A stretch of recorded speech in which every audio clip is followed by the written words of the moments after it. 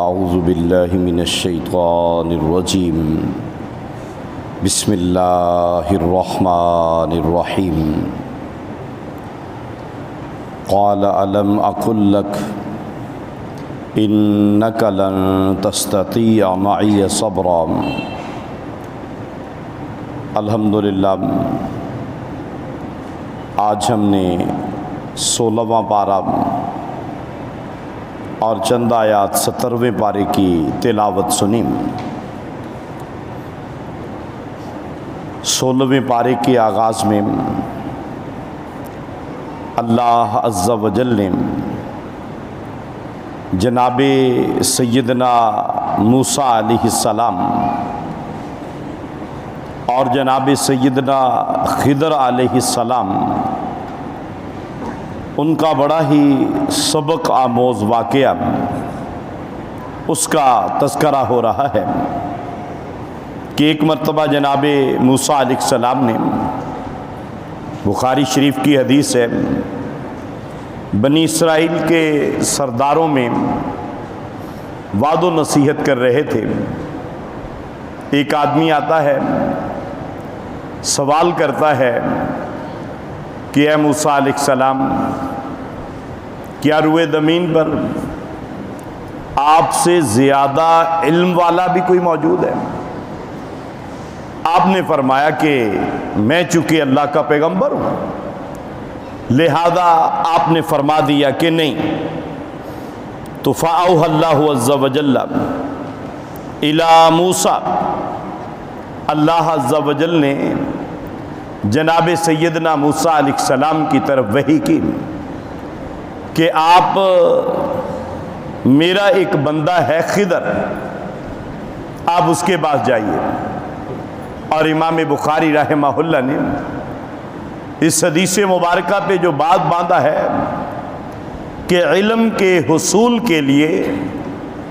سفر طے کرنا یہ بھی بہت بڑی عظمت والا سفر ہوتا ہے، اور اس کے بعد پھر بڑا لمبا اور سبق آموز واقعہ جس میں علم کی فضیلت، جس میں والدین کی نیکی کا اللہ عز و جل ان کے دنیا میں جانے کے بعد بھی کس طرح اس کا احترام کرتے ہیں، اور کچھ دیگر مسائل وہ بھی ہمارے سامنے آئے، جن میں سے جناب موسیٰ علیہ السلام جا رہے ہیں،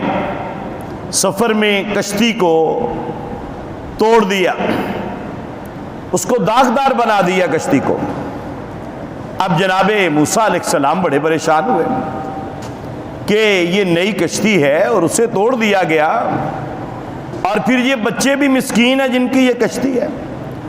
اور انہوں نے بڑی محبت سے، بڑی عقیدت سے ہمیں بٹھایا ہے، تو بڑے حیران ہوئے۔ لیکن پتہ چلا کہ یہ ایک احتیاطی تدبیر تھی کہ ظالم بادشاہ جو کہ کشتیاں پکڑ رہا تھا، اور اس سے بچانے کے لیے یہ تدبیر کی گئی۔ اللہ عز و جل ویسے بھی اس کشتی کو بچا سکتے تھے، لیکن یہ ایک احتیاطی تدبیر کا حکم دیا گیا۔ معلوم ہوا کہ مستقبل میں آنے والے خطرات، خدشات، ان سے بچاؤ کے لیے جو احتیاطی تدابیر اختیار کی جاتی ہیں، جن احتیاطی تدابیر کی تلقین کی جاتی ہے، یہ کوئی ایسا مسئلہ نہیں ہے کہ توکل کے خلاف ہے یا اللہ پر اعتماد کے خلاف ہے، ایسی بات نہیں ہے، بلکہ ڈاکٹر اقبال رحمہ اللہ فرماتے ہیں کہ توکل کا یہ مطلب ہے کہ خنجر تیز رکھ اپنا، پھر اس خنجر کی تیزی کو مقدر کے حوالے کر، اپنے تمام وسائل، اپنے تمام ذرائع، ان کو بروئے کار لانے کے بعد پھر اللہ عز و جل پر توکل اور بھروسہ اور اعتماد، یقیناً یہ انتہائی ضروری ہے۔ اور پھر اس کے بعد اللہ عز و جل نے جناب ذوالقرنین ان کا واقعہ ذکر کیا، اور پھر یاجوج ماجوج کی ایک شکایت کی گئی کہ جناب یہ جو یاجوج ماجوج ہے نا، یہ بڑے ظالم لوگ ہیں، بڑے فتنہ پیدا کرتے ہیں، قتل و غارت کرتے ہیں۔ جناب ذوالقرنین نے ان کے درمیان اور ان لوگوں کے درمیان جو ہے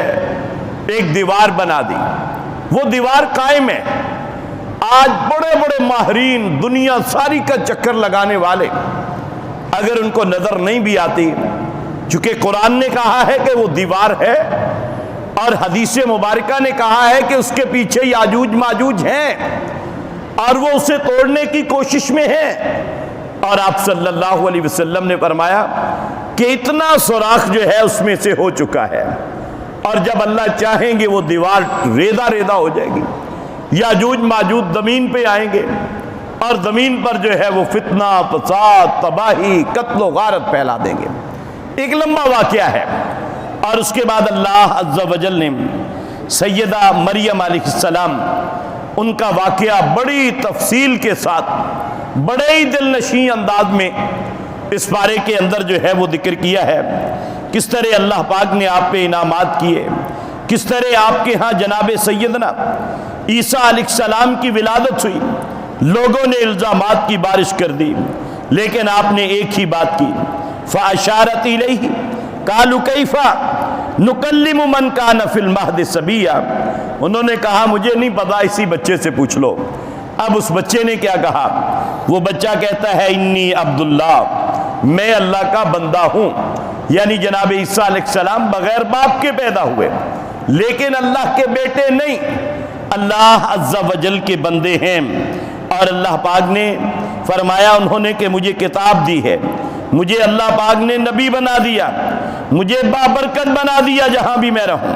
وَأَوْصَانِي بِالصَّلَاةِ وَالزَّكَاةِ مَا دُمْتُ حَيًّا،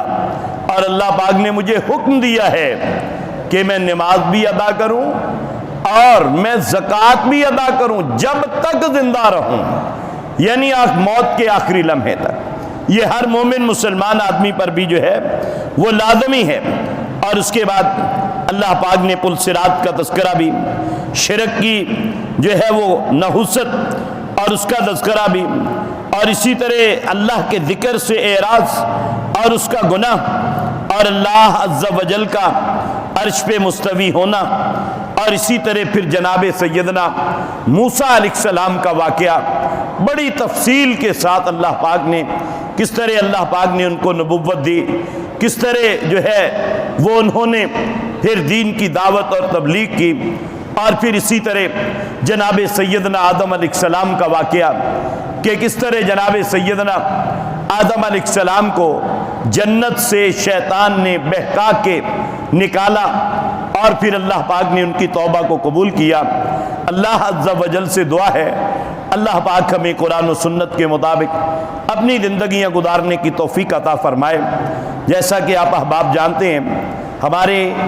شہر کی بڑی معروف شخصیتیں، ہماری انجمن اہل حدیث نہر بازار اس کے ممبر بھی تھے،